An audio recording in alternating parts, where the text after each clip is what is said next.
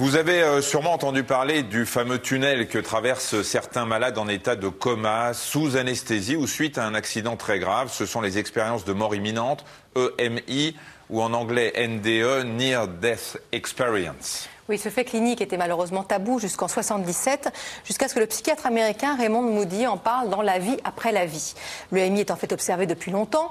On connaît le fameux tableau du peintre flamand Jérôme Bosch qu'on va vous montrer qui effectivement évoque cette expérience. Voilà ce tableau. Plus proche de nous, l'expérience de l'écrivain Philippe Labro qui en a largement parlé dans un de ses ouvrages. Le docteur Jean-Pierre Jourdan, qui est directeur de la recherche de la plus grande association scientifique dans ce domaine, accumule depuis 15 ans des milliers de témoignages.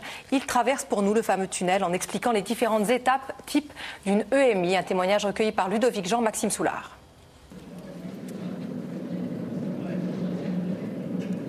Alors, les expériences de mort imminente, en fait, elles ont plusieurs phases. La première, c'est une phase qu'on appelle une phase de décorporation, pendant laquelle les gens vous disent avoir vu ce qui se passait autour d'eux, y compris parfois des scènes extrêmement précises.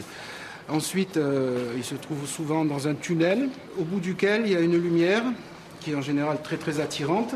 Cette lumière, en fait, ce n'est pas une lumière réellement physique, puisque quand on leur demande de la définir, ils la décrivent plutôt comme de l'amour. Quand ils arrivent près de cette lumière, ils ont souvent envie de se fondre dedans, mais avec la notion que s'ils dépassent un certain stade, ils ne pourront pas revenir. Ils peuvent aussi rencontrer éventuellement des personnes décédées de leur famille, ce n'est pas toujours, ou alors des figures archétypales qui peuvent avoir une connotation mystique ou non.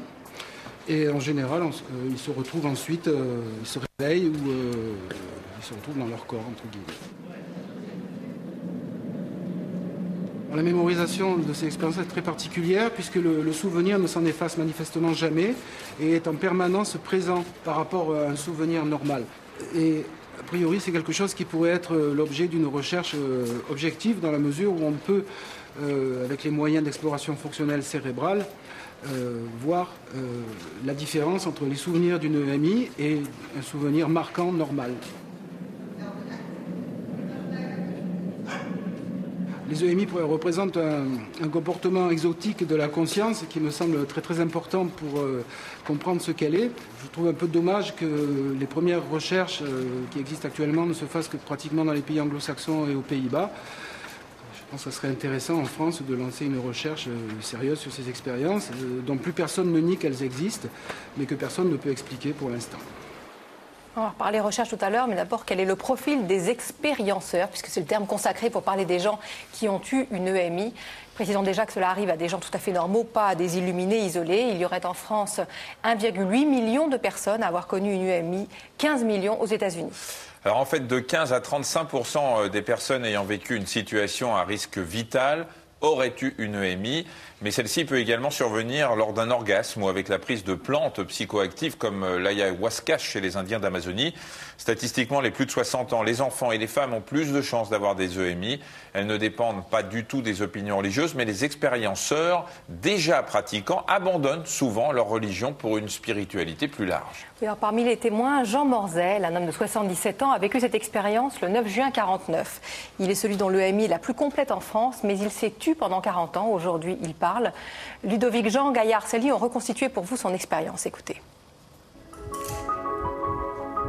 Il y a 55 ans, je me suis retrouvé dans une salle d'opération comme celle-ci, où j'ai été opéré suite à un coup de fusil que j'ai reçu dans la poitrine alors que j'étais à l'armée, j'avais 20 ans. Mais si vous voulez, c'est pas tellement l'opération qui a été importante, c'est ce qui s'est passé pendant l'opération.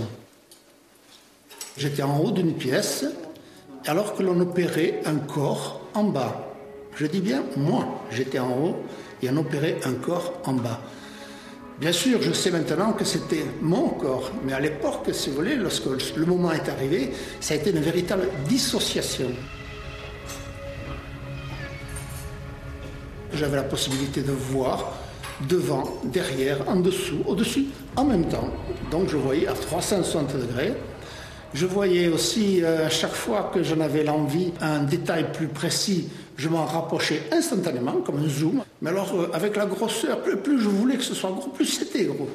C'était merveilleux. Et puis, il m'est arrivé des tas de choses aussi bizarres que d'entendre les paroles que prononçait le chirurgien ou son assistant ou ses infirmières avant qu'elle ne les prononce. Autrement dit, j'entendais ce qu'ils allaient dire.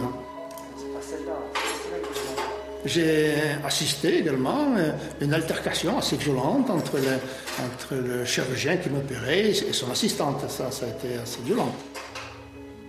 J'ai vu toujours dans la vision une plaque qui était sous la table d'opération. Comme cette table d'opération ici est recouverte d'un drap, la plaque était sous le drap.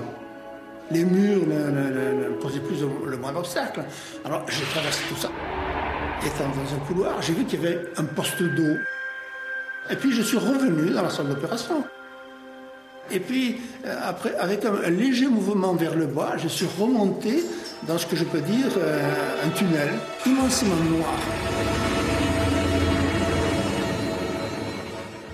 Et au fond, il y a une lumière, mais une lumière éclatante, je ne dis pas éblouissante parce qu'elle n'éblouissait pas, mais elle était beaucoup plus puissante qu'un flash. Elle était énorme, c'était colossal. Et alors je vais dire une chose qui va surprendre, c'est que cette lumière s'est adressée à moi. Elle me parlait. Il y avait un dialogue. Évidemment, ce n'était pas des mots, mais elle m'a entouré. Et alors, j'ai senti à ce moment-là un bonheur, mais un bonheur infini. Et puis on a parlé, on ne s'est pas entretenu, c'était une communion. Voilà, il y avait une communion tous les deux, avec qui je peux dire, je ne sais pas avec qui j'étais, mais c'était une personnalité. Et puis cette lumière s'est retirée. Et moi, je suis redescendu.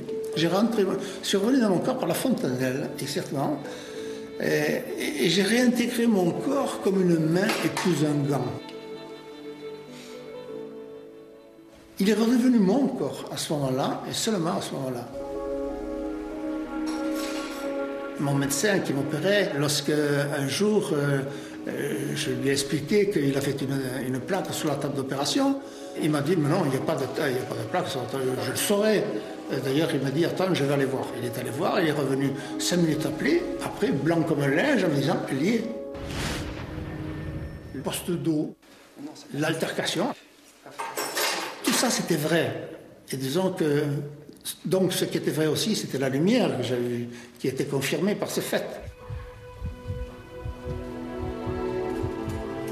Je sais que nous sommes entourés d'une puissance exceptionnelle qui vit autour de nous.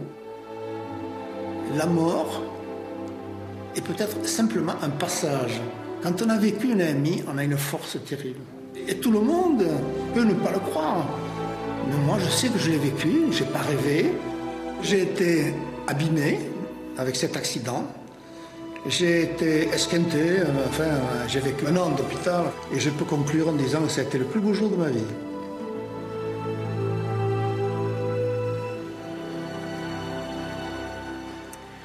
Alors, ces EMI sont un phénomène scientifique avec peu de preuves, mais de nombreuses hypothèses. Pour certains psychiatres orthodoxes, les EMI ne seraient que des hallucinations produites par un cerveau malade. Explication un peu facile, un peu superficielle, mais il existe 2 principales hypothèses scientifiques. Oui, la première a été publiée dans la très sérieuse revue de Lancet en 2001.